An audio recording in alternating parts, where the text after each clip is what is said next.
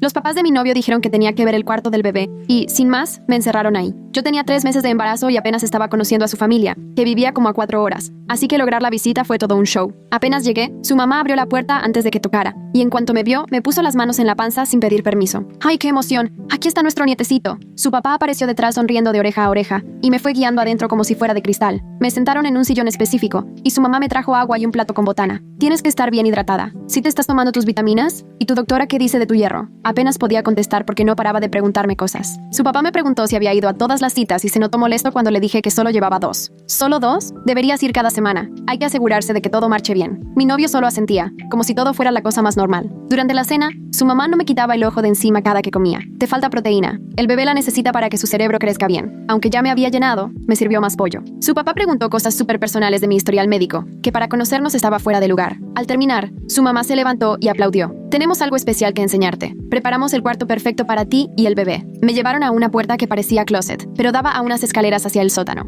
Yo pensé que vería un cuarto bonito decorado para el bebé, pero lo que había era una habitación con una sola cama, un mini refri, un baño minúsculo y una ventanita con barrotes. Junto a la cama había equipo médico, como un monitor para el corazón del bebé y un soporte para suero. Su mamá, toda orgullosa, dijo: aquí te vas a quedar el resto del embarazo. Así podremos cuidarte bien y asegurarnos de que no le pase nada a nuestro nieto. Me reí porque creí que era broma, pero nadie más se rió. Volteé a mi novio y él solo veía el piso. No me pienso quedar en su sótano. Tengo trabajo, departamento y mi vida. Su papá se puso entre las escaleras y yo. Ya hablamos a tu trabajo para que te dieran incapacidad por embarazo. Hicimos que tu novio avisara ayer. Sentí el estómago hecho nudo. Volteé otra vez a mi novio. ¿De qué está hablando? Finalmente me vio a los ojos. Solo quieren ayudarte. Has estado muy estresada. No estás comiendo bien y te faltan consultas. Le dije que esto era una locura y que necesitaba irme ya. Su mamá me tomó de las manos. Corazón, no te estás tomando en serio el embarazo. ¿Sabes cuántas cosas pueden salir mal? Aquí tenemos reglas para que tú y el bebé estén sanos. Nada de celular por la radiación. Nada de internet porque el estrés hace daño. Comidas vigiladas, chequeos diarios y nada de visitas para evitar microbios. Jalé mis manos y quise pasar por donde estaba su papá, pero él me agarró de los hombros. No lo hagas difícil. Lo hacemos porque amamos a ese bebé. Lo empujé e intenté correr, pero mi novio se puso en medio. Le grité que se quitara, pero solo me pedía que me calmara. Detrás, su mamá insistía. El estrés es lo peor para el bebé. Respira. Me empujaron otra vez al cuarto, y fue cuando noté los detalles. La puerta tenía un candado grueso por fuera. Las paredes estaban forradas con colchado, y en la esquina había una cámara. No era un cuarto, era una celda. La ventana era tan alta y tan pequeña que era imposible salir por ahí. Su mamá abrió el mini refri y me enseñó recipientes con comida ya preparada, todo etiquetado. Te vamos a traer comida fresca 3 veces al día. Un doctor vendrá cada semana. Vas a estar bien y el bebé perfecto. Llorando, le supliqué que me dejaran ir. Le dije a mi novio que en cuanto saliera iba a llamar a la policía. Me vio con una calma rara y me dijo: no te van a creer. Les vamos a decir que tienes una crisis mental por las hormonas y que solo te estamos cuidando. Su mamá asintió. Hicimos esto con el hermano de tu novio y su esposa hace 5 años. Ella también batalló, pero al final entendió. Su hijo nació sano y fuerte. Sentí ganas de vomitar. Todos empezaron a alejarse hacia las escaleras. Corrí, pero su papá me empujó tan fuerte que caí en la cama. Su mamá me mandó un beso desde la puerta. Descansa, corazón. Vas a necesitar fuerzas. Nos emociona mucho poder cuidarte. Cerraron la puerta y escuché el ruido del candado. Me lancé contra la puerta y jalé la manija con todas mis fuerzas. Pero nada.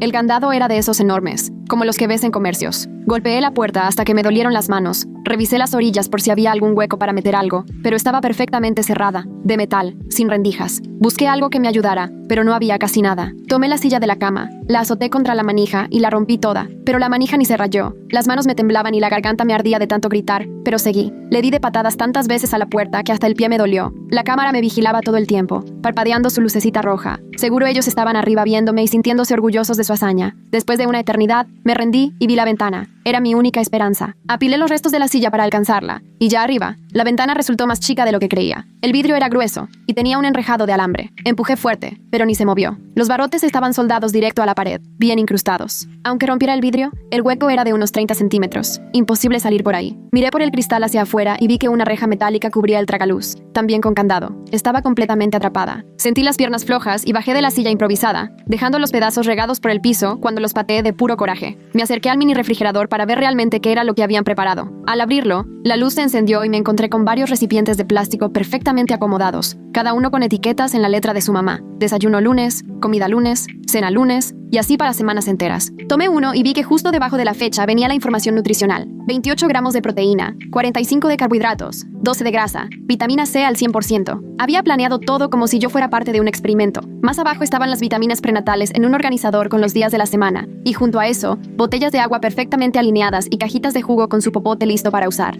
Todo parecía preparado como un lunch para niño. Sentí un nudo en el estómago. Regresé el recipiente y cerré la puerta. Revisé el baño y era igual de inquietante. Ni un solo espejo, así que no podía romper nada para defenderme. El gabinete de medicinas estaba vacío. Solo había papel de baño y jabón. Ni rastros de rastrillos, pinzas ni nada de metal o cortante. Incluso el portapapel estaba incrustado en la pared. Era imposible quitarlo. Abrí la llave de la regadera, pero solo salió agua tibia sin importar cuánto moviera la perilla. Y la presión era bajísima, como si tuviera un tope. Pensaron en todo. El excusado era la única superficie dura, pero estaba atornillado al piso. Me senté en la orilla de la cama y me tapé la cara con las manos, sintiendo cómo se me iba cerrando cada posibilidad de salir de ahí. Pasaron horas antes de escuchar pasos bajando por las escaleras. Se oyó el clic de la cerradura y mi novio entró cargando una charola, sin atreverse a mirarme. Dejó la charola en la mesa y quiso irse de inmediato. Me paré y respiré hondo para intentar hablarle sin perder el control, aunque por dentro solo quería gritarle. Le pregunté cómo podía creer que esto estaba bien. Finalmente me miró, pero enseguida apartó la vista y me dijo que sus papás hacían esto porque querían al bebé y querían asegurarse de que todo estuviera bien. Lo dijo con una voz tan plana que parecía que solo repetía algo aprendido. Le dije que esto era un secuestro, era abuso, que se les había ido la cabeza. Solo negó despacio y me dijo que yo no entendía lo peligroso que podía ser un embarazo.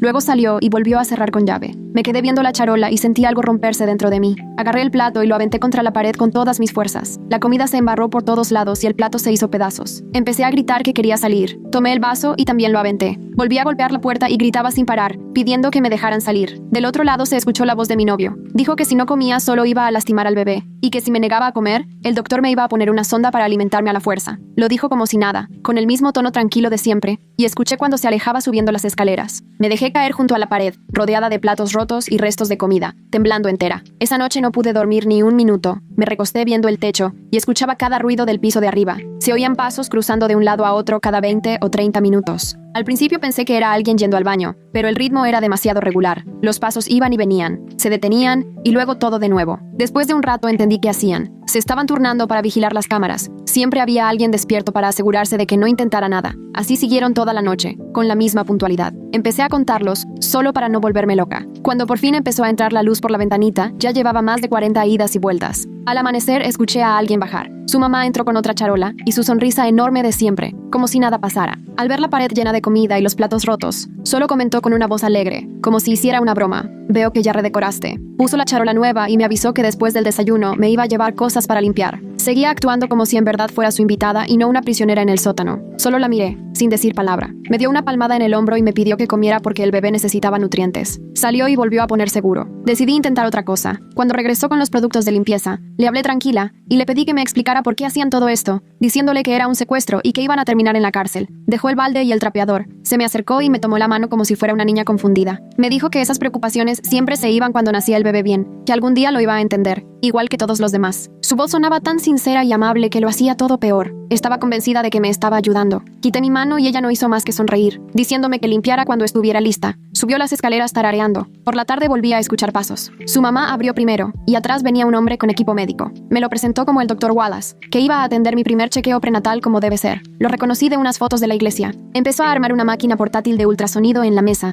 mientras su mamá hablaba de lo importante que era monitorear el desarrollo del bebé. Me pegué lo más que pude al rincón, lejos de ellos, y les dije que no iba a dejar que nadie me tocara. El Dr. Wallace ni me volteó a ver, solo seguía acomodando sus cosas. Su mamá perdió un poco la sonrisa y llamó a su papá. Escuché pasos pesados bajando y supe que esto iba a empeorar. Él entró directo hacia mí, sin decir nada. Traté de alejarme, pero en ese cuartito no había ni a dónde ir. Me sujetó de los brazos y me empujó contra la cama, asegurándome ahí con todo su peso sobre mis hombros. Pateé y me defendí, pero era mucho más fuerte. El doctor se acercó como si nada, como si de verdad fuera una consulta normal. Su mamá solo miraba desde la puerta con los brazos cruzados. Grité que por favor se detuvieran, pero mi suegro apretó todavía más, al grado que me costaba respirar. El doctor subió mi camiseta, y sin aviso me embarró el abdomen con gel frío. Yo lloraba y les rogaba que me dejaran ir, pero nadie me hizo caso. El doctor Wallace pasaba el ultrasonido sobre mi piel, mientras no le quitaba la vista de encima a la pantalla que había puesto en la mesa, haciendo anotaciones rápidas en su portapapeles entre revisión y revisión. Su mamá preguntó si todo estaba bien y él solo asintió sin siquiera voltear. Todo el chequeo habrá durado unos 10 minutos, pero a mí me parecieron siglos con las manos de su papá apretándome los hombros como pinzas. Cuando por fin el doctor se hizo para atrás, el papá me soltó y yo me hice bolita de lado, llorando sin poder parar. El doctor Wallace limpió el equipo y lo metió a su maletín. Su mamá se me acercó y quiso acariciarme la cabeza, pero yo me aparté de golpe. El doctor les dijo que por los latidos y las medidas, el bebé se veía bien, pero que mi nivel de estrés era preocupante y podía traer problemas si seguía así. La mamá asintió como si eso fuera justo lo que esperaba oír. Le dijo al doctor que por esa razón era necesario tenerme tranquila y vigilada aquí, donde ellos podían asegurarse de que todo estuviera bajo control. El doctor Wallace estuvo de acuerdo y avisó que volvería la semana siguiente. Todos salieron, cerraron la puerta con llave y yo me quedé hecha bola en la cama, temblando. Los siguientes 2 días ni me movía, solo me levantaba para ir al baño o picar un poco de la comida que me traían. Pero aunque parecía que no hacía nada, yo estaba pendiente de todo. Observé todos los rincones del cuarto buscando cualquier falla que pudiera usar a mi favor. Las paredes, forradas con un acolchonado grueso clavado directo al concreto, no me dejaban oportunidad. Intenté jalar una esquina, pero los tornillos estaban enterrados y no podía hacer palanca. La base de la cama era de metal, soldada y atornillada al piso. Ni siquiera podía empujarla. El mini refri era tan pesado que no había manera de levantarlo, y además, no tenía piezas que se pudieran quitar. Hasta los muebles del baño eran una sola estructura, empotrada en la pared. El portapapel estaba incrustado y no tenía filos. La ventanita traía barrotes fundidos al concreto y cristal con malla de metal. La puerta era de madera pesada reforzada con metal, y la chapa era de esas de seguridad industrial, instalada del lado de afuera. Me puse a contar los tornillos del acolchonado. Medí el cuarto caminando de talón a punta, hasta cronometré cuántas horas entraba la luz por la ventana cada día. Buscaba sin parar cualquier cosa que pudiera servir, pero todo ahí estaba pensado para tener a alguien encerrado. Al tercer día de estar ahí, noté algo raro en la cámara de la esquina del techo. Apuntaba a casi todo el cuarto, pero había un huequito ciego justo donde la puerta del baño se pegaba a la pared. Si me quedaba pegada a ese rincón, no se veía bien lo que hacían mis manos. Era un espacio chiquito, como de 60 centímetros, pero era algo. Lo probé quedándome ahí, moviendo las manos mientras veía el lente. Desde ese ángulo, el marco de la puerta tapaba lo que hacía, aunque igual podían ver mi cuerpo. Me guardé ese dato y seguí atenta. Esa tarde su mamá entró con productos de limpieza y me dijo que el baño necesitaba una buena lavada. Tomé la cubeta y el atomizador. Entré y cerré la puerta casi toda. Mientras tallaba el inodoro, me fijé en unas marcas raras en la pared de atrás. Primero pensé que era mugre o daños, pero al acercarme vi que eran rayones, grabados a propósito, en la pintura y el yeso. Estaban en grupos de 5, con una línea cruzando cada grupo. Tachas, claras como el día. Alguien antes que yo había contado los días aquí. Me temblaron las manos mientras seguía la cuenta. 10 días, 20, 50, y subía, hasta detrás de los tubos. Me moví para verlas todas. 100, 150, 200 días. Y de pronto, ahí paraban. Me senté en el piso viendo las tachas, sintiendo un hueco en el estómago. Alguien estuvo encerrada aquí más de 200 días. La mamá había dicho que esto se lo hicieron a la esposa del hermano hace 5 años. Tenía que ser ella, la que fue contando cada día. Seguí limpiando, pero traía la cabeza dando vueltas. Cuando moví tantito la cama para barrer abajo, me topé con más rayones en el piso. Pero estos no eran marcas de días, eran palabras, grabadas profundamente en la madera justo donde iba la base de la cama. Las letras eran torpes, hechas probablemente con algo chiquito y sin filo, en varios intentos. Me hinqué para poder leerlas a la poca luz que entraba. Marilyn, si luchas lastiman al bebé. Las letras se veían inestables, cargadas de angustia, cada una remarcada varias veces hasta que se pudiera leer. Pasé los dedos por los surcos y sentí el miedo y el esfuerzo de quien lo dejó escrito. Marilyn, la esposa del hermano. La misma de la que la mamá decía que al final entendió y tuvo un bebé sano. Ella estuvo encerrada aquí, en este cuarto, dejando advertencias para quien llegara después. Esa noche, oí que alguien bajaba las escaleras, pero no eran los papás. Giraron la llave y entró un chavo más joven con una charola de comida. Se parecía a mi novio, solo que más flaco, con la misma nariz y mentón. Tenía que ser Gary, el hermano. Dejó la charola en la mesa y se dio la vuelta para irse, pero lo detuve hablándole directo sobre Marilyn y qué le había pasado aquí. Se quedó congelado un segundo y pude verle algo en la cara, una sombra, pero al instante se acomodó y volteó con cara de piedra. Dijo que Marilyn ya estaba bien y que su hija estaba perfecta, que yo tenía que confiar en el proceso, igual que ella aprendió. Le pregunté cuánto tiempo la tuvieron ahí encerrada y dijo que eso no importaba. Lo único importante era el bienestar del bebé y que Marilyn lo había entendido tarde o temprano. Salió de volada y cerró la puerta con llave, pero yo vi bien cómo reaccionó al escuchar el nombre. Él sabía la verdad. Decidí cambiar de táctica. Pelear no me estaba ayudando y necesitaba tiempo para pensar un plan real. Al día siguiente, cuando la mamá llevó el desayuno, me lo comí sin chistar. Tomé las vitaminas que me dio y hasta me acabé el vaso de agua de un trago. Noté que se sorprendió, pero le gustó. Los días que siguieron me porté tranquila y comí todo lo que me daban. Dejé de gritar cuando entraban y respondía cuando me preguntaban cómo me sentía. La mamá empezó incluso a sonreírme y a hablarme como si fuera su amiga. Dijo que aceptar era el primer paso para un embarazo sano, que cuando dejara de luchar contra la realidad iba a darme cuenta de que solo buscaban ayudarme. Yo solo asentía y ponía cara de que estaba de acuerdo, aunque por dentro no dejaba de planear. El doctor Wallace regresó una semana después para otro chequeo. Esta vez ni me resistí ni grité cuando entró el papá con él. Me acosté tranquila y dejé que el doctor hiciera lo suyo.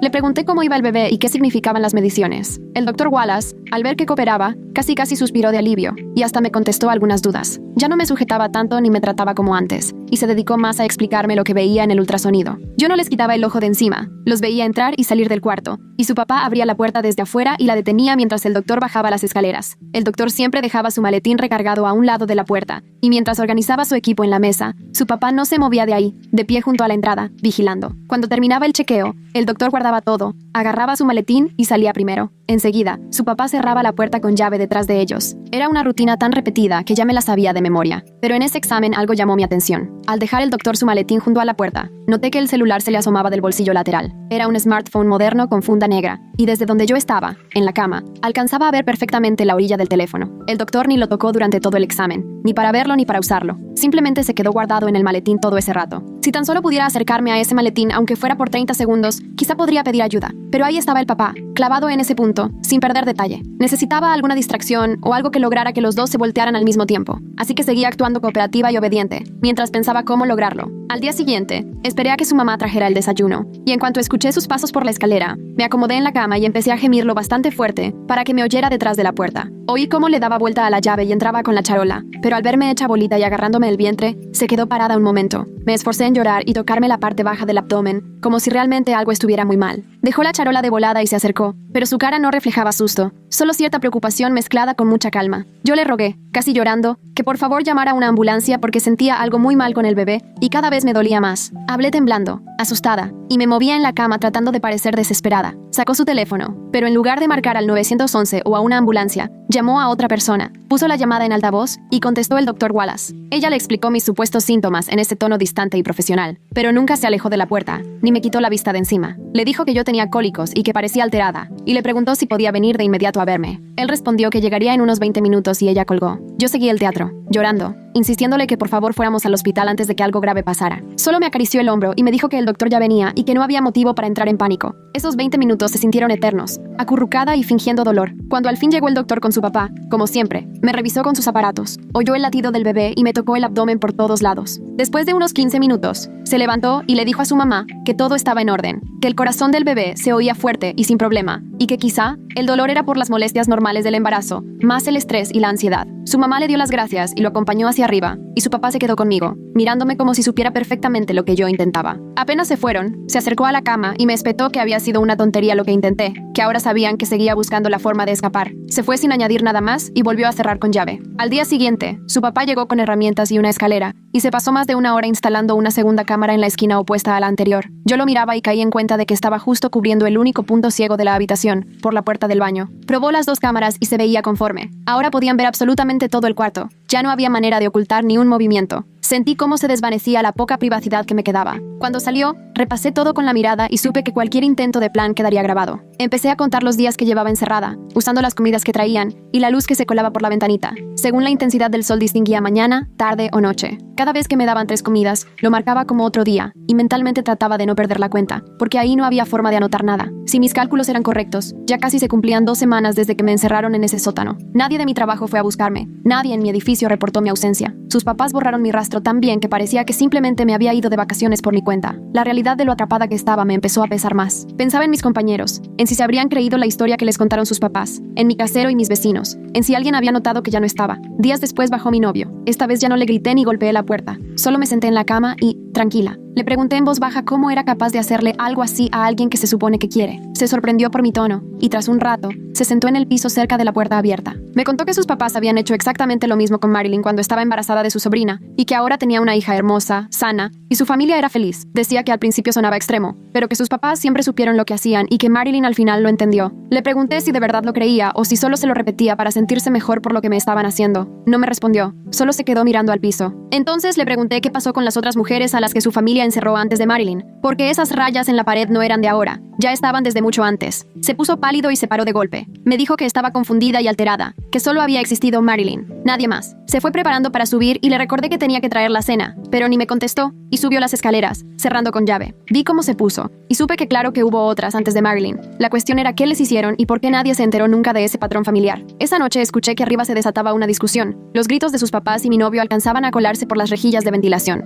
Pegué el oído a la pared, junto a la ventanita, intentando distinguir lo que decían. Escuché frases como, está haciendo demasiadas preguntas, debimos haber esperado más como la vez pasada, y tienes que dejar de hablar tanto con ella. La discusión duró más de 1 hora, y por momentos las cosas se pusieron bastante intensas. En un punto, escuché a su mamá llorando y al papá hablando con una voz dura y muy enojada, mientras que mi novio sonaba a la defensiva, casi asustado. Al final todo se quedó en silencio, pero yo no podía pegar el ojo porque mi cabeza no dejaba de dar vueltas con todo lo que acababa de escuchar. Ya lo habían hecho antes. Algo salió mal la vez pasada, y ahora estaban preocupados de que yo estuviera entendiendo todo demasiado rápido. Al día siguiente, su mamá bajó y ni parecía la misma. Ya no sonreía, ni me hablaba con amabilidad, ni fingía que éramos amigas. Traía una cara seria y muy fría. Puso la charola del desayuno en la mesa y me avisó que habían decidido cambiar la forma en la que iban a cuidarme de ahora en adelante. Según ella, iban a limitar mis interacciones con la familia, porque me estaba poniendo demasiado emocional y hacía preguntas incómodas que solo causaban estrés innecesario. A partir de ese momento, el Dr. Wallace iba a encargarse de todo mi cuidado médico y revisarme a diario, y la comida me la pasarían por una ranura nueva que estaban instalando en la puerta. Me juró que todo era por mi bien y que así me iba a poder tranquilizar y enfocar en que el bebé estuviera bien. Quise protestar, pero solo levantó la mano para callarme y me dijo que ya no había nada que discutir. Recogió la charola vacía del día anterior y se fue sin agregar una palabra. Esa misma tarde llegaron unos trabajadores y los escuché en la escalera con herramientas eléctricas. Su papá fue el primero en bajar y se quedó junto a la puerta, vigilándome, mientras los otros dos traían el equipo. Empezaron a cortar la puerta y pusieron un mecanismo de metal cerca del piso, como una pequeña ranura. Les supliqué que me ayudaran. Les dije que estaba ahí en contra de mi voluntad, pero ni siquiera parpadearon. Siguieron en lo suyo, como si yo no existiera. Su papá no se movió de la puerta y los trabajadores ni me miraron ni dieron señal alguna de haberme escuchado. Terminaron la instalación en menos de media hora y probaron varias veces la ranura para asegurarse de que la charola deslizara bien. Después guardaron todo y se fueron. Su papá revisó el trabajo, pareció contento con el resultado,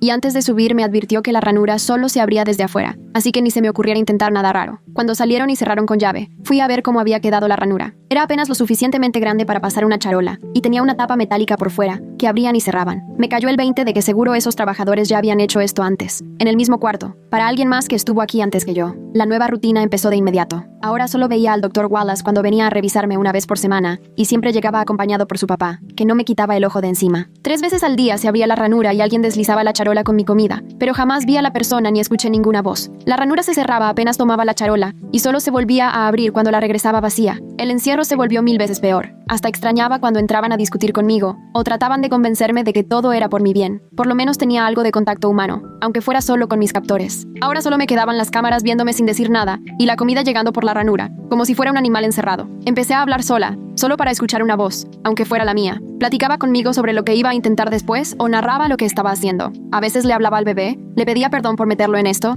y le prometía que iba a encontrar la manera de sacarnos de ahí sanos y salvos. Empezó la 4ª semana y ya no tenía nada más interesante que hacer que observar al Dr. Wallace en sus visitas. Caía puntual cada 7 días, siempre igual. Ponía su maletín junto a la cama, exactamente en el mismo lugar, como a medio metro de donde me sentaba. Luego me daba la espalda mientras preparaba el ultrasonido, poniendo el gel, la sonda y checando la pantalla. Esos 30 segundos en los que me daba la espalda se volvieron mi única oportunidad. Los contaba mentalmente, concentrándome en el instante en que se me volteaba a ver. Su celular siempre asomaba por el bolsillo lateral del maletín. La funda negra se veía clarito contra el cuero café. Cada vez que ponía su maletín ahí, podía ver perfectamente el teléfono. Si lograba sacarlo rápido y esconderlo antes de que se diera cuenta, tal vez alcanzaría a hacer una llamada cuando se fueran. Sabía que la cámara me iba a grabar, pero si me movía lo bastante rápido, igual y su papá no se alcanzaba a bajar a detenerme. Era un riesgo, pero no tenía de otra. Los días entre visitas se me hacían eternos, planeando cada movimiento. ¿Qué mano usaría? ¿Cómo me iba a mover? ¿Dónde escondería el celular en los 2 segundos antes de que me cacharan? Practiqué el movimiento 1000 veces en mi cabeza hasta que me salió perfecto. Cuando por fin llegó el siguiente chequeo, ya estaba lista. Él entró, su papá detrás, como siempre, y puso el maletín en el lugar de siempre. Sentía el corazón a 1000 por hora. Juré que lo podían escuchar. Me dio la espalda para preparar el ultrasonido, y entonces brinqué de la cama, estirando la mano directo al maletín. Alcancé a agarrar el celular y empecé a sacarlo, pero él se volteó mucho más rápido de lo que pensé. Me torció la muñeca y me obligó a soltar el teléfono, que cayó de nuevo en el maletín, y él no soltó mi brazo hasta que grité y caí de rodillas. Sin decir ni una sola palabra, mantuvo ese agarre doloroso mientras con la otra mano sacaba algo del bolsillo y lo presionaba. Su papá bajó en menos de 2 minutos. Ahí me di cuenta de que el doctor traía algún botón de alarma. No me pegaron ni me gritaron. Su papá, sin decir nada, empezó a sacar todas mis cosas del cuarto. La poca ropa que me habían dado, la cobija extra y hasta la cortina del baño, dejando la regadera completamente expuesta. Incluso despegó una parte del acolchonado de la pared, enseñando el concreto de abajo. Todo el tiempo el Dr. Wallace solo me veía con cara de decepción, como si fuera una niña haciendo berrinche. Cuando se llevaron hasta el último objeto, se fueron los dos sin decir nada. Ahora solo me quedó la base de la cama, el colchón delgadito, el baño y el frigobar. El cuarto nunca se había sentido tanto como una celda. Me senté en el colchón duro e intenté aguantarme las ganas de llorar, porque sentía cómo me estaban mirando. De repente, se oyó un ruido raro y la voz de su mamá inundó el cuarto tan claramente que hasta me sobresalté. Volteé por todos lados tratando de identificar de dónde salía, y luego vi una bocina chiquita en una esquina, casi pegada a la cámara, tan bien camuflada que nunca la había visto. Su voz sonaba triste y decepcionada, como cuando los papás regañan a un chavo porque hizo algo mal. Me dijo, bien seria, que estaban muy decepcionados por lo que había hecho y que me iban a quitar los privilegios hasta que pudieran volver a confiar en mí. Recalcó que solo buscaban lo mejor para mí y para el bebé, pero que lo que había pasado ese día solo mostraba que no me estaba tomando en serio el embarazo. El altavoz se apagó de golpe y otra vez me quedé sola, nomás con la cámara encima. Así me dejaron 2 días enteros. Solo pasaban la comida por la ranura y ni una palabra más. Al tercer día escuché pasos subiendo las escaleras y entonces apareció mi novio del otro lado de la puerta. Por la ventanita noté que había estado llorando. Los ojos se le veían bien rojos e hinchados y no dejaba de limpiarse la cara. Se sentó en el piso, justo pegado a la puerta, y nada más me miraba sin decir nada. Cuando por fin se animó, me soltó. Mis papás están pensando en dejar de aquí todo el embarazo, o quizá más tiempo. Me explicó que querían asegurarse de que sí me encariñara con el bebé y que le tenía miedo a que intentara escapar después de tenerlo. Le dije, ¿y cómo puedes dejar que nos hagan esto a mí y a nuestro hijo? Él rompió a llorar más fuerte, escondiendo la cara entre las manos, y entre sollozos confesó, tengo miedo de lo que puedan hacer mis papás si trato de ayudarte. Me contó que siempre habían sido así de controladores, con él y con Gary. Me dijo, cuando Gary quiso irse con Marilyn antes de que naciera su hija, mis papás los amenazaron con reportarlos por secuestro, que le iban a decir a la policía que Gary y Marilyn eran peligrosos y que se querían llevar a su nieta. Al final, Gary se echó para atrás del puro miedo de perder a su hija. Viendo a mi novio ahí, todo hecho bolas, lo único que pude sentir era coraje. Era un cobarde, uno más de los que me habían traicionado y dejado encerrada, y ahora se ponía a llorar porque le daba miedo, pero de repente hizo algo que no me esperaba. Checó alrededor como asegurándose de no ser visto, sacó un papelito doblado del pantalón y lo deslizó rápido por debajo de la puerta susurrándome. Marilyn a veces viene con su hija, tal vez ella te pueda ayudar. Y se fue antes de que alcanzara a preguntarle nada. Cuando tomé el papelito, vi un número anotado y una notita con su letra, donde decía que era el teléfono de Marilyn, y que ella sí entendía todo lo que yo estaba viviendo. Volteé a ver la cámara, segurísima de que, si alguien estaba pendiente, ya me habían cachado, así que tenía que esconderlo bien. Lo doblé chiquitito y me lo guardé en la ropa interior, el único lugar donde nunca revisaban. Pasaron 3 días y nadie mencionó nada sobre el papel, así que tal vez ahora sí no se dieron cuenta. Luego empecé a oír voces nuevas allá arriba, la de una mujer y la de un niño. Por la ventanita escuchaba a un niño llamándole mamá, a alguien en el patio trasero, y la voz de una mujer respondiéndole. También se oía la abuela consintiéndolos con esa voz alegre que antes usaba conmigo. Más tarde ese mismo día, escuché pasos bajando y la puerta se abrió. Entró una mujer y supe en ese instante que era Marilyn. Tendría como 20 y tantos, pero su mirada estaba desgastada, como de alguien que ya vivió demasiado. Tenía unas ojeras profundas y hombros caídos, como si trajera encima el peso del mundo. Miró la cámara, luego me miró a mí, y su expresión lo decía todo. Derrota, resignación y ese cansancio de quien ya peleó y perdió. Se sentó a la orilla de la cama y me habló quedito. Pelear contra ellos es peor. Si te dejas y haces lo que quieren, después puedes tener una vida más o menos normal. Al menos así fue conmigo. Yo la miraba y le pregunté, ¿por qué no te vas? ¿Por qué no te llevas a tu hija de una vez? Ella agachó la cabeza y me contó. Sus papás estuvieron 2 años enteros diciéndole a todo el mundo, a la iglesia y en la comunidad, que yo tenía problemas gravísimos de salud mental cuando estuve embarazada. Decían que estaba muy mal, inestable, hasta esparcieron que era suicida, y que ellos me cuidaron hasta que me recuperé. Por eso, ahora podían usar esa mentira en su contra si intentaba irse con la niña. Podían decirle a la corte que ella estaba loca e inestable, y quitarle a la niña legalmente. Me confesó que muchas veces pensó en huir, pero nunca se atrevió a arriesgarse a perder a su hija para siempre. Al menos así podía seguir cerca de ella, aunque fuera bajo ese control tan cruel. Le pregunté, ¿cómo aguantaste 2 años aquí encerrada? Entonces bajó la mirada hacia su brazo izquierdo y se remangó despacio. Tenía una cicatriz gruesa, de la muñeca hasta casi el codo, de esas que se nota que nunca sanaron bien. Me contó que trató de escapar 2 veces. La primera, la agarraron en las escaleras del sótano, y su papá la arrastró de vuelta. Luego pusieron otro candado y movieron la cámara para que no hubiera ángulos ciegos. La segunda vez casi lo lograba. Alcanzó a llegar al patio, pero el papá la alcanzó y la jaló por atrás justo cuando tenía 6 meses de embarazo. Al caerse, trató de detenerse con el brazo izquierdo, pero el papá se lo dobló por la espalda hasta que tronó. Ella gritaba por el bebé y él le decía que eso era para protegerlo y que no lo pusiera en peligro por su comportamiento.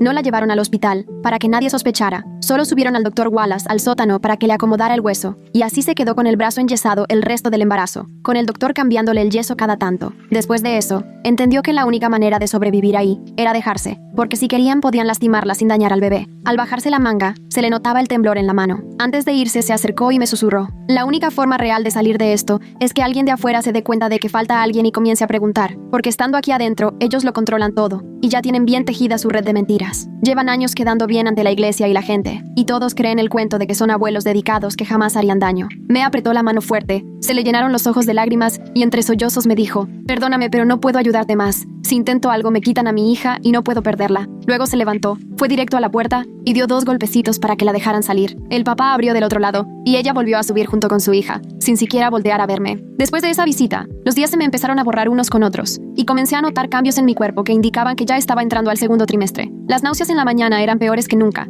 y el cansancio era tal que apenas si lograba mantenerme despierta entre comidas. Ya la panza se me notaba, y aunque hubiera querido, era imposible ocultar el embarazo. El doctor Wallace llegó a su visita semanal y pasó más tiempo de lo habitual con el ultrasonido, midiendo cosas y anotando todo. Se veía satisfecho con lo que encontró, y, desde la puerta abierta, les dijo a sus papás que el bebé iba muy bien en su desarrollo. Su mamá se emocionó tanto que juntó las manos y bajó rápido a ver la pantalla del ultrasonido, señalando la figura y murmurando que todo se veía perfecto. Su papá se quedó parado en la parte alta de las escaleras, vigilando y asintiendo con aprobación. El doctor guardó sus cosas y volvió a recordarles lo del plan de alimentación que les había dejado, remarcando que ese trimestre era clave para el desarrollo del cerebro del bebé. Cuando todos se fueron, me quedé sola en la cama, y fue ahí cuando sentí por primera vez al bebé moverse. Apenas un aleteo, pero suficiente para que rompiera en llanto, porque ese debía ser un momento feliz, y en lugar de disfrutarlo, yo estaba encerrada como prisionera en un sótano. Unos días después, su mamá bajó a dejarme la charola de la comida, claramente molesta por algo. Puso la charola con más fuerza de la necesaria y murmuró: «Esa mujer del trabajo no deja de fastidiar en el celular». Dijo que Kira le había marcado 6 veces el día anterior y 2 más en la mañana, dejándole mensajes y preguntando por mí, que dónde estaba y si me encontraba bien. Sentí de golpe una esperanza en el pecho porque al menos alguien sí se había dado cuenta, y no creía la historia que les contaron. Su mamá notó mi reacción y se puso seria. Me soltó: «No empieces con ideas, ya arreglamos lo del trabajo y todos creen que estás de baja médica». Pero noté que, aunque su tono era duro, traía los nervios de punta, y supe que Kira les estaba complicando todo. Se fue rápido, cerrando con llave, y subió las escaleras a toda prisa. Esa semana fui enterándome de más cosas sobre lo que pasaba afuera. Una mañana, su mamá bajó de mejor humor que de costumbre, como si quisiera convencerse a sí misma de que todo seguía bajo control. Me contó que sus papás avisaron en el trabajo que yo había tenido una emergencia familiar y tuve que salir de repente. Hasta usaron a mi novio para que mandara correos desde mi cuenta, diciendo que necesitaba tiempo para mí y que me pondría en contacto cuando pudiera. Pero parece que Kira no se tragó el cuento, porque también contactó al edificio para ver si alguien me había visto. Su mamá se rió como si eso fuera una tontería y me dijo: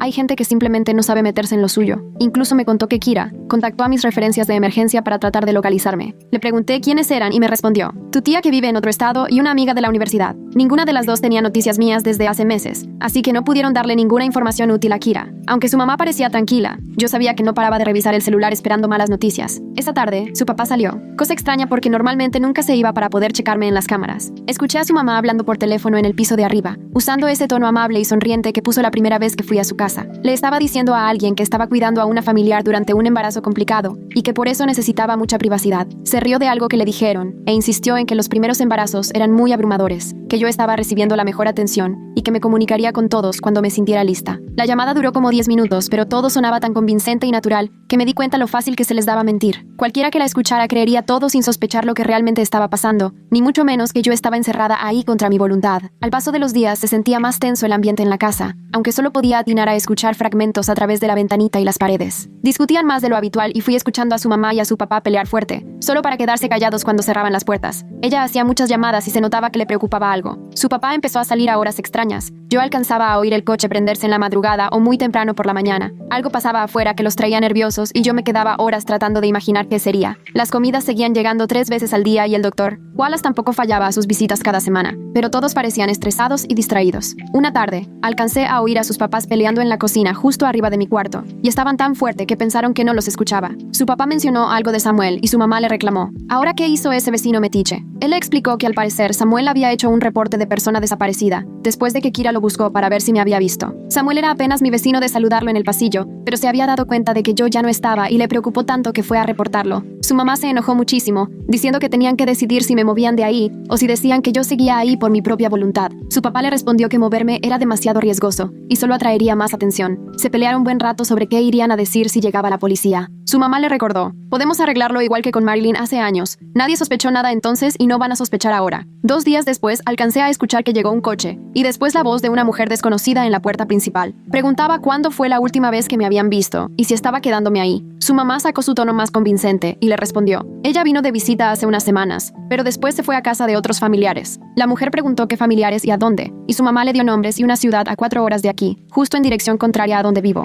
Lo decía tan tranquila y con tanto detalle que supe de inmediato que le creyó todo. Aún preguntó más sobre mi estado emocional, que si me notaron rara o inestable. Su mamá contestó: «Andaba medio sensible, pero son las hormonas del embarazo, ya sabe cómo es». La mujer le agradeció, y poco después escuché cómo se iba el coche. Fue entonces que entendí que tal vez era mi única oportunidad y grité con todas mis fuerzas, que estaba en el sótano, que me tenían ahí encerrada y que necesitaba ayuda. Grité hasta que la garganta me ardía y la voz se me iba, pero el sótano estaba tan bien aislado que nadie podía oírme, y la mujer ya se había ido hace rato. De repente escuché pasos apresurados en las escaleras, y su papá entró de golpe, con la cara toda roja del coraje y cinta adhesiva en la mano. Cruzó el cuarto en un par de zancadas, y me tapó la boca con la cinta antes de que pudiera reaccionar. Se me acercó tanto que le sentí el aliento, y vi cómo se le marcaban las venas del cuello, y con voz baja me soltó: si vuelves a intentar algo así, te vamos a sedar hasta que nazca el bebé. Dijo que tenían suficiente medicina para tenerme dormida meses si hacía falta, que el bebé iba a estar bien, pero yo iba a despertar después del parto sin recordar nada. No me soltó la cara y ahí me tuvo, sin poder hacer nada, con el miedo y el asco por su cercanía. Luego me advirtió que la detective no volvería, porque su mamá había logrado convencerla, y no había pruebas de que yo estuviera ahí. Dio media vuelta y salió, asegurando la puerta por fuera y dejándome pegada a la cinta y con las lágrimas escurriéndome por la cara. De ahí ya no me atrevía a hacer ruido, con el corazón todavía al galope, y la cinta tapándome la boca, y el pegamento ardiendo en la piel. Hasta el sabor de la cinta era horrible, todo químico. Pasaron las horas y escuchaba movimientos arriba, todo tan normal como si no tuvieran a alguien secuestrada en el sótano, hasta que su mamá bajó de nuevo y me arrancó la cinta de un jalón, sin avisar. El dolor me sacó lágrimas, pero ni un solo grito. Me dio una botella de agua y me ordenó que la tomara despacio porque le podía hacer mal al bebé si me deshidrataba. Yo la obedecí, más que nada porque la garganta me seguía quemando por los gritos de antes. Se quedó mirándome hasta que terminé, luego me quitó la botella y se fue sin decir nada más. Así pasé 2 días, todo igual, solo la comida que me pasaban por la rendija 3 veces, la cámara vigilando, ni una sola voz, y apenas unos pasos arriba, a lo lejos. Pero en la mañana del tercer día, escuché un auto llegar, y la voz de una mujer en la puerta. Supe enseguida que era la detective por el tono, aunque no entendí lo que decía. Su mamá la recibió, y esta vez su voz se oía diferente, como más aguda y apresurada. La detective hacía más preguntas y hasta la oí mencionar el sótano. La mamá dijo que lo habían remodelado y que era peligroso bajar, pero la detective seguía insistiendo y la mamá cada vez ponía excusas más tontas. Iban y venían, hasta que escuché el portazo del carro de la detective y el motor arrancando. Pero algo era diferente. Sentía que esta vez la detective no se la creyó. Me senté ahí en el piso, sabiendo que a lo mejor era mi última oportunidad antes de que me movieran a otro lugar. Si alguien revisaba esa casa, tenía que encontrar alguna señal de que yo estuve ahí. Fui al baño y me arrodillé detrás del excusado, justo donde estaba el mensaje de Marilyn tallado en la pared. Aunque ya tenía las uñas súper cortas, busqué la que estaba un poquito más larga y comencé a raspar el cemento pintado. La pintura se hacía polvo y el concreto de abajo era áspero y duro. Aún así presioné y tallé con todas mis fuerzas, aunque me ardían los dedos y empecé a sangrar. Escribí mi nombre completo, la fecha que creía que era, y después palabras clave: ayuda, prisionera y embarazada, todas con mayúsculas bien marcadas. En eso la uña se me partió. Me dolió hasta el alma, pero cambié a otra y seguí. Me tardé casi 1 hora en dejar todo bien claro, y cuando acabé, los dedos me sangraban y me temblaban. Pero ahí estaba el mensaje, junto al de Marilyn. 2 mujeres con historias grabadas en la misma pared, aunque con años de diferencia. Esa noche escuché gritos más fuertes que nunca viniendo de arriba, los papás discutiendo, la voz de él llena de rabia y la de ella llorando. Me pegué bien a la puerta tratando de entender. Escuché cómo él decía que ya era hora de acabar con el problema de una vez y para siempre, y ella suplicaba que no la hicieran pasar por esto otra vez. Por ahí, escuché a mi novio también, gritando que prometieron que nadie iba a salir lastimado esta vez. Esas palabras, otra vez y esta vez, me retumbaban en la cabeza. Antes de Marilyn hubo otras mujeres que tampoco sobrevivieron. Sentí la piel helada y me alejé de la puerta. Los gritos seguían, y la casa estaba de cabeza hasta que todo se quedó en silencio. Al día siguiente, escuché la cerradura mucho más temprano de lo normal. Su mamá bajó rápido. Se le notaba la tensión en la cara y el paso. Atrás venía su papá, cargando algo. Ella traía una jeringa, sin siquiera voltear a verme, diciendo que me iban a inyectar algo para que pudiera dormir y luego me moverían a otro lado, donde supuestamente iba a estar más segura. Su voz casi no le salía. Su papá se paró tapando la puerta y ahí vi bien la jeringa, enorme, llena de un líquido transparente. En ese momento supe que si me inyectaban eso y me sacaban, ya nadie me iba a encontrar. Eso no era para cuidarme, era para que desapareciera. No planeé nada, solo reaccioné. Cuando él se me acercó, le solté tremenda patada en la rodilla y se fue al piso gritando. Su mamá se me fue encima con la jeringa, pero le agarré la muñeca con las 2 manos y le mordí con todas mis ganas. Pegó un grito y soltó la jeringa, que se rompió al golpear el cemento y todo el líquido se regó. Él ya se estaba tratando de parar y ella no dejaba de sangrar de la mano mientras yo, aturdida, veía cómo se llenaba la cara de rabia su papá. Se me fue encima y me soltó un golpe tan fuerte que me tiró de lado. Sentí como la cabeza me rebotó contra la estructura metálica de la cama. El dolor me nubló la vista por un segundo y noté el sabor a sangre en la boca, pero no llegué a desmayarme. Entre el zumbido de los oídos, alcancé a oír algo diferente arriba. Portazos y varias voces. Alguien tocando fuerte la puerta de la casa. Su papá se quedó paralizado y la mamá abrió grandísimo los ojos. Una voz de mujer gritó que era la policía y que traían orden para revisar la casa. Era la detective. Ahora sí había vuelto. Los papás se miraron entre sí y su papá salió corriendo hacia las escaleras, mientras su mamá intentaba limpiar lo que quedaba de la jeringa hecha pedazos con manos temblorosas. Tenía la vista fija en la sangre que me chorreaba del golpe en la cabeza, y cuando por fin me agarró de los hombros su voz ya era puro miedo. Me rogó que dijera que yo había llegado por mi cuenta, que me estaban ayudando nomás por el embarazo y que todo estaba bien. Arriba la detective exigía pasar al sótano a gritos. El papá contestaba altísimo que eso no estaba en la orden. Todo era caos. Oí que algo se caía, y después las pisadas bajando a toda prisa por las escaleras del sótano. Eran varias personas y venían directo hacia mí. Su mamá seguía intentando quitar la sangre del piso con la manga, cuando de pronto se escuchó cómo giraba la chapa, y la puerta se abrió de golpe. La detective Herrera apareció en la entrada acompañada de 2 policías. Echó un vistazo al cuarto y de inmediato captó todo. La cámara en la esquina, los seguros afuera de la puerta,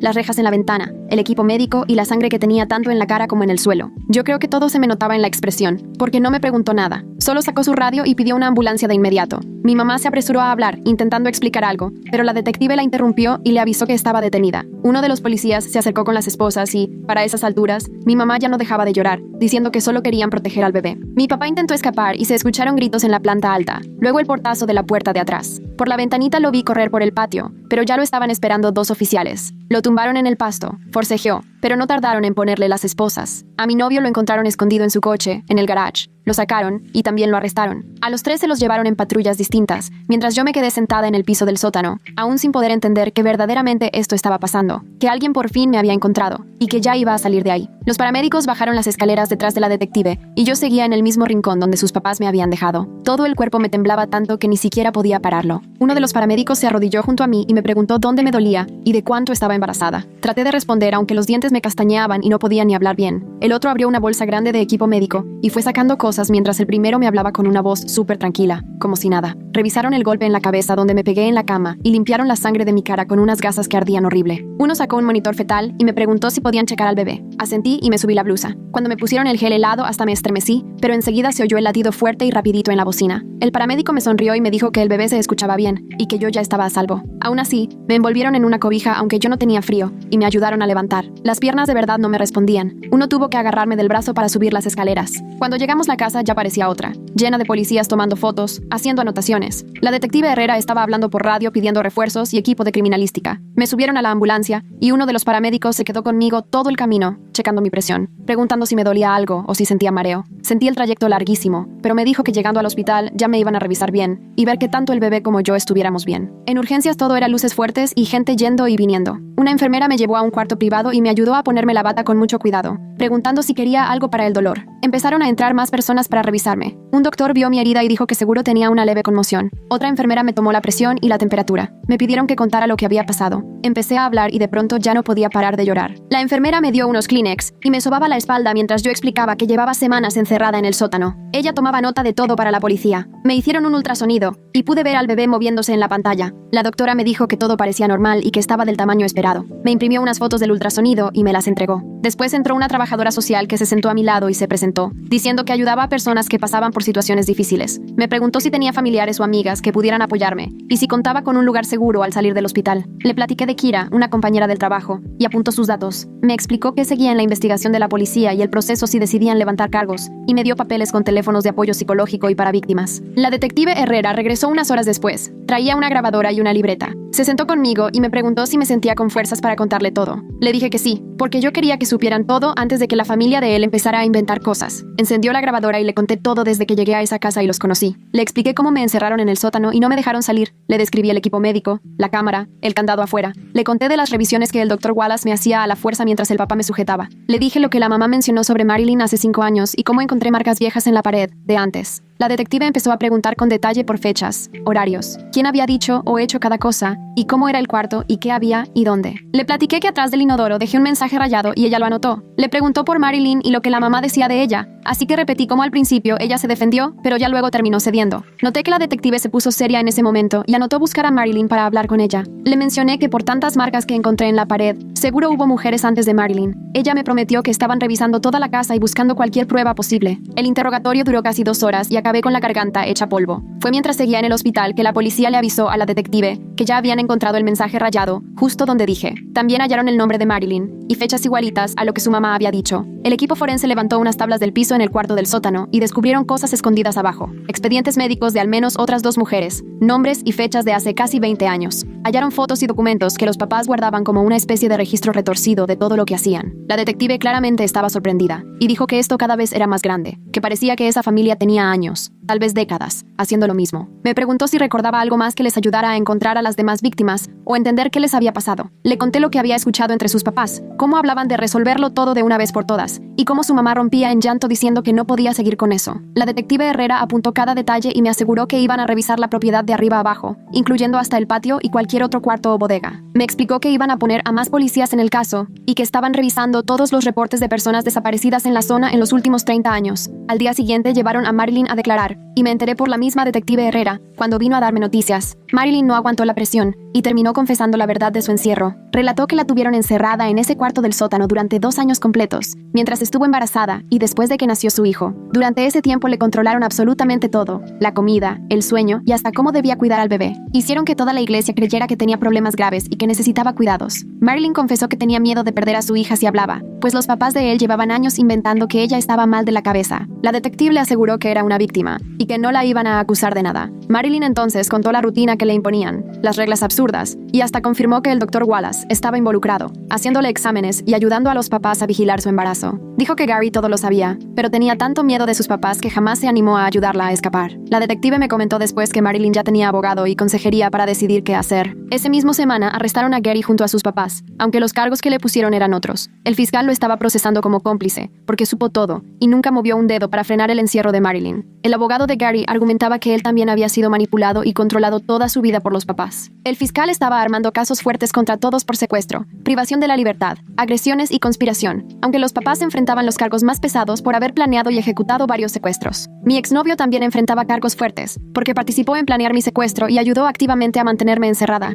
La fiscal me llamó y me explicó qué cargos iban a poner y cómo sería el proceso. Dijo que los papás de él podrían recibir entre 20 y 30 años cada uno si los encontraban culpables. Mi exnovio podrían darle de 10 a 15 años, dependiendo de si cooperaba o no. Gary quizá recibiría una condena más corta, si testificaba contra sus papás y ayudaba en la investigación. Al Dr. Wallace de inmediato le suspendieron la cédula médica y también lo estaban procesando penalmente por los exámenes forzados y su participación en todo. 3 días después de salir del hospital, me mudaron a una casa segura, porque la detective insistió que la familia tenía conocidos en la iglesia, y era probable que trataran de intimidarme o de entorpecer el caso. La casa segura estaba en otra parte de la ciudad, en una colonia tranquila donde nadie sospecharía que yo andaba escondida. Una asesora de víctimas se quedó conmigo, me ayudó a conseguir ropa nueva y lo mínimo necesario, porque ya no tenía nada de mi antiguo departamento. Kira vino en cuanto le avisaron dónde estaba. Apenas entró, se puso a llorar y me abrazó fuerte. Me dijo, sabía que algo andaba mal cuando tus correos no se sentían como tú. Había estado llamando a mi celular 1000 veces, y cuando mi exnovio contestaba dándole pretextos raros, se puso todavía más sospechosa. Incluso contactó a la administración del edificio y a mis contactos de emergencia. Hasta fue a mi departamento y le preguntó a los vecinos si me habían visto. Kira me trajo algunas cosas que la policía había recuperado luego de que mi exnovio les dio acceso. Se quedó conmigo horas, nada más escuchando todo lo que había pasado. Samuel, mi vecino, fue quien alzó la voz y levantó el reporte por mi desaparición, que hizo que la detective Herrera se involucrara. Le contó a la policía que vio a mi exnovio sacando mis cosas y metiéndolas a mi coche justo al día siguiente que desaparecí. Lo vio irse con el carro y le pareció rarísimo porque nunca mencioné que me iría o algo así. Cuando Kira fue a buscarme y le preguntó, Samuel por fin ató cabos y llamó a la policía. Su declaración fue clave para probar que el secuestro se planeó y que no fue algo improvisado. La policía encontró mi carro estacionado en una mini bodega de los papás de mi exnovio,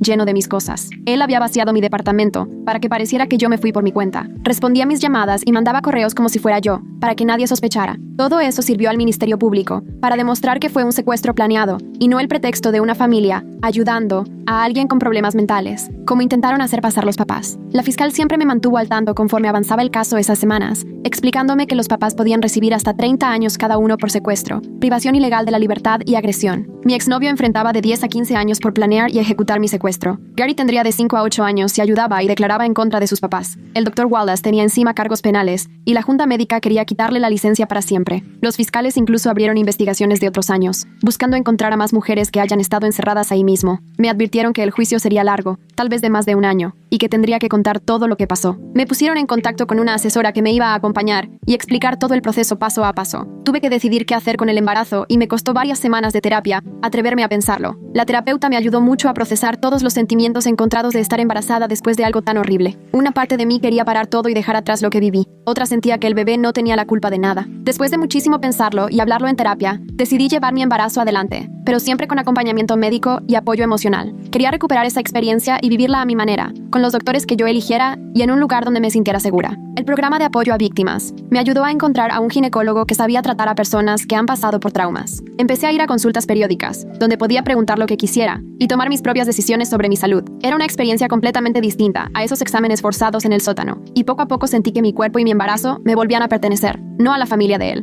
4 meses después ya vivía en un departamento chiquito, lejos, en otro estado, usando un nombre falso. El programa me ayudó a mudarme y a conseguir todo lo necesario para empezar desde cero. Iba a terapia 2 veces por semana con una psicóloga experta en personas que han pasado por cosas fuertes, y gracias a ella pude hablar de lo que viví sin sentir que me rompía en pedacitos. Kira se mudó a la misma ciudad 2 meses después porque no soportaba estar lejos de mí cuando más la necesitaba. Venía casi diario para ayudarme a preparar todo para la llegada del bebé. Entre las dos compramos la cuna y me ayudó a armarla en el cuarto. Ella escogía ropita y cobijas y se aseguraba de que tuviera todo lo que el doctor recomendaba. La ginecóloga con la que iba ahora me dejaba hacerle todas las preguntas y jamás me tocaba sin pedirme permiso primero. Cada vez que iba me sentía diferente porque sabía que podía salirme cuando se me diera la gana. El bebé nació un martes por la mañana, cuando llevaba ya 7 meses siendo libre. Las contracciones comenzaron en la casa y Kira me llevó al hospital. Las enfermeras fueron muy amables y me dejaron decidir todo sobre el parto. Cuando me pusieron a mi hija en brazos por primera vez, volteé a ver la puerta de la habitación, que estaba abierta. Podía irme en el momento que yo quisiera. Nadie me iba a detener ni a encerrar. La niña nació sana y perfecta. Sentí todo el peso de mi pasado, pero también algo nuevo empezó a crecer dentro de mí. 2 días después, el fiscal me llamó para informarme sobre los procesos legales. Los juicios iban a durar años en resolverse. Los papás de él podrían pasar décadas en la cárcel, y mi exnovio también estaría encerrado mucho tiempo.